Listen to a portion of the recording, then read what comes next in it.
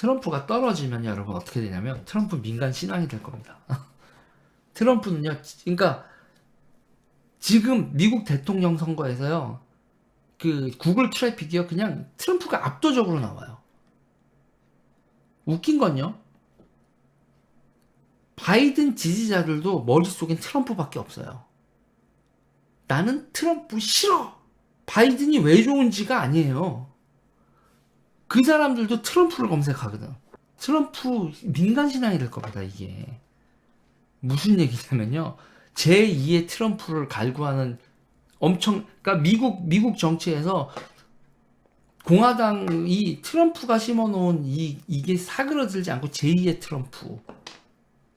미국 공화당의 노선 경쟁도 엄청나게 붙을 거고요. 트럼프가 여러분 죽어도요.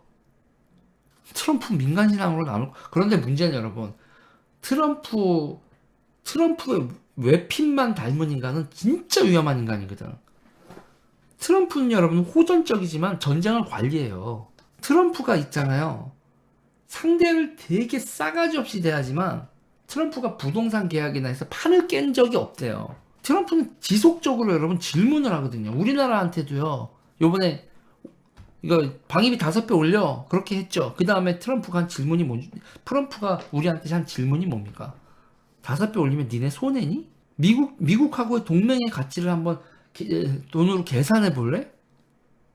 화이트리스트요, 여러분. 일본이 독자적으로 우리 그거를 삭제를 했다?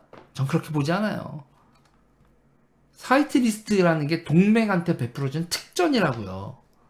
특혜라고. 다른 나라들한테 그렇게 해주지 않아. 아시아에서 우리나라한테만 해주는 거란 말이에요. 니네가 이걸, 그리고 우리는 뭐 무역, 그게 그러니까 당연한 거를 뺏었다고 막 난리를 쳤지만 WTO에서 제소된 게 아니라, 야, 이거는 특혜였던 거기 때문에 특혜를 안 주겠다는 걸 이걸 가지고 무역 제소 모든 나라한테 다 주는 게 아니거든. 니네만 주는 건라 이거 국제무역 질서에서 안 주는 게 그 일탈이 아니야. 근데 우리나라 정부가 국민들한테 그 얘기를 해줬나요? 안 해줬지. 그러니까 화이트리스트 사태도 엉뚱한 방향으로 가지. 그냥 계속 질문을 하는 거예요.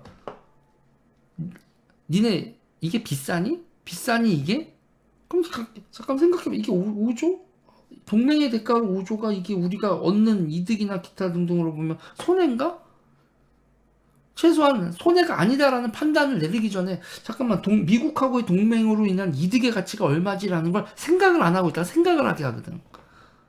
협상가죠. 그리고 트럼프는요, 여러분 골 때리는 게 있어요. 동맹의 가치를 개코로 보는 겁니다. 동맹의 가치를 개코로 보는 거예요. 저는요, 여러분, 지금 트럼프의 그런 사고방식이 가지고 있는 설득력과 그게 우리한테 꼭 이득인가 아닌가는 또 다른 문제예요. 트럼프는요, 야, 이게 동맹에서 좋은 거야? 동맹이 미국한테 왜 좋아? 그리고 결정적으로 이런 질문을 던지는 거라고요. 한국하고 동맹 왜 하니? 이게 이득이니 하면서 그거에서 가장 핵심적인 그 질문을 던지기 전에 전제 조건이 있어요. 뭐냐면, 쉐일이 나잖아.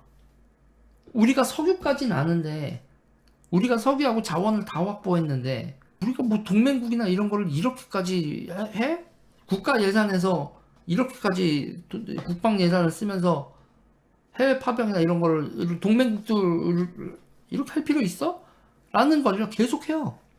그러니까 기존 미국 정치에서 당연히 하던 모든 것에 질문을 던진 인간이거든요. 그 질문이 삑살이 난 질문도 있고 유효한 질문도 있는데 그 근본에서부터 그 질문들이 그러니까 이게 왜 이런 트럼프의 질문들과 물음이 통용이 되는 거냐면 세계가 뉴 오더로 가고 있기 때문입니다. 지금 세상에 질서가 없어요.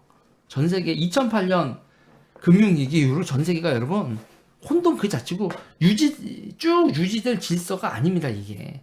그러니까 새로운 질서를 만들어야 되는데 뭐 지금 지구온난화 문제에서부터 시작해서 뭐 해양 쓰레기 문제, 미세 플라스틱 문제, 뭐 미세 플라스틱 문제 그것도 여러분 되게 대단히 간단한 문제입니다.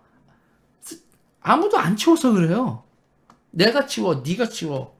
야 이거 치우려면 돈 들어가는데 그러면 플라스틱 가격 올려야 되고 플라스틱에다가 환경 부담금 각 나라마다 부담하고 돈을 이거 온난화 이것도 다 비용의 문제, 비용의 문제로 전가하면 이러면은 경제적으로 경제가 찌그러드는데 뭐 이런 식의 발상들이거든. 그러면서 트럼프는 그런 거야. 야, 왜 우리한테만 이래? 뭐 이런 거 그런 거죠.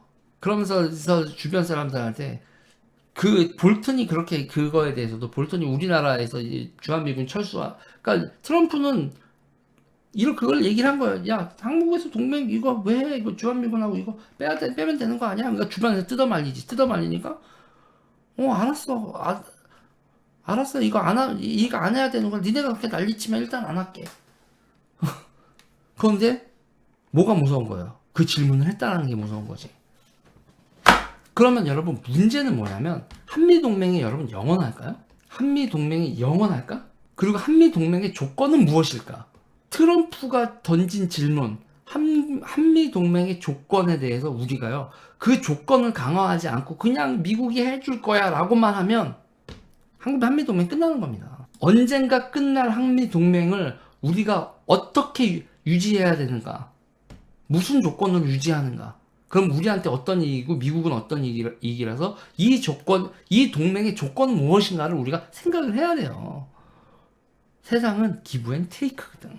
케네디가 쿠바 미사일 사태 해결할 때도 여러분 별의별 옵션이 다 있었어요. 그 모든 옵션을 여러분 미국의 의사결정 과정이 훌륭한 건 모든 옵션이 다 테이블에 올려오고 그 중에서 추려간다는 겁니다. 그러니까 여기 같은 경우 여러분 베네수엘라 같은 경우도 이 나라가 얼마나 황당한 나라입니까?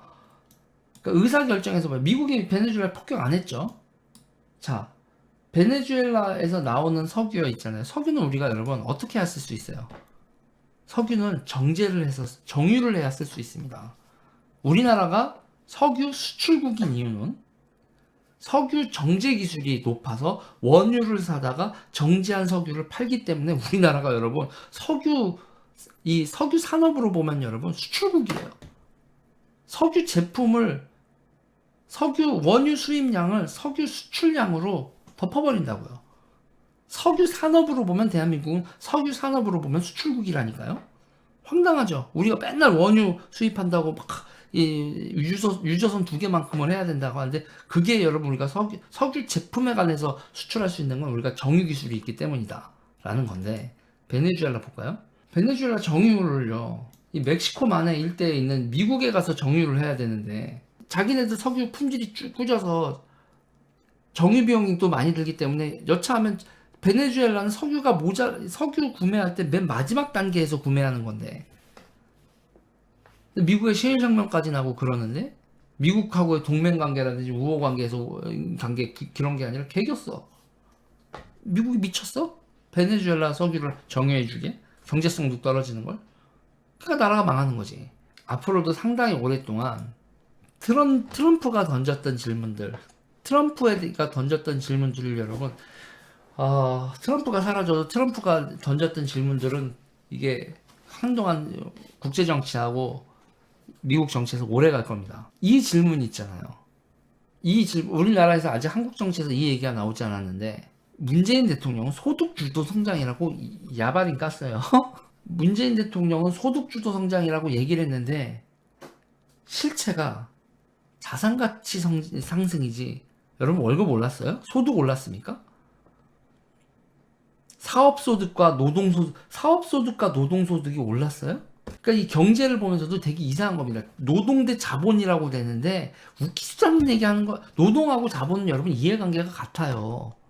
왜요, 여러분? 사업이 잘 돼야 월급도 오르고 보너스도 받고 사장님도 돈 벌어서 지금 상태에선 사장님하고 노동자의 이해관계가 같다니까. 민주주의가 한참 저급인 단계와 자본가와 노동자가 싸우던 시절은 예전에 산업자본가와 노동자가의 이해관계가 서로 달라서 한 명이 한쪽을 착취하려고 하고 노동자 월급을 더 주면 내 월급 줄어들지 이런 식으로 하면서 그렇게 갈등적인 회사가 지금 몇 개나 있어. 그랬다가 사주 귀시화되게 만든 세상인데 사장님들도 그런 마인드 아니잖아.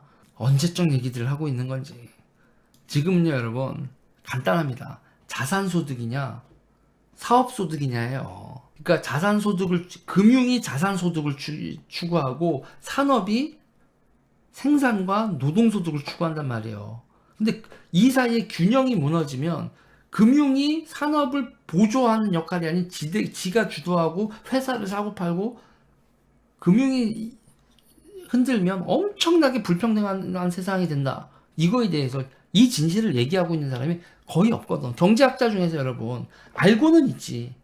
말은 조용하긴 해. 대놓고 여러분 자산 가격이 올라갈수록 노동소득은 압박당하는 거예요. 사업소득을 증대시키는 방향으로 자산소득을 금융을 억제하고 사업소득을 증대시키는 게 여러분들한테 훨씬 더 좋아요. 정책을 그런 방향으로 쓸 수 있어요. 이렇게 얘기를 하는 경제학자는 이해관계상 진짜 더럽게 없는 거죠. 이 미국의 선거는 트럼프의 질문, 트럼프의 리더십 그런 게 형성되고 정치적 아젠다를 트럼프가 먹고 있는데 미국 민주당은 이거에 대한 대답을 하지 않았어요. 미국 민주당은 트럼프가 한 정책이나 트럼프의 방향성 자체를 부정하지 않았어요. 지들도 트럼프랑 한 방향으로 똑같이 한다라고 얘기를 해놓고서 트럼프 혐오로 선거를 뒤집었죠. 자, 그 다음에 미국 민주당이요. 다시 금융으로 갈 겁니다. 중국하고의 문제, 다시 금융 위주로 가면 중국하고의 관계가 어떻게 해야 될지 물음표가 한 100만 개쯤 찍힐 텐데 지켜봐야죠.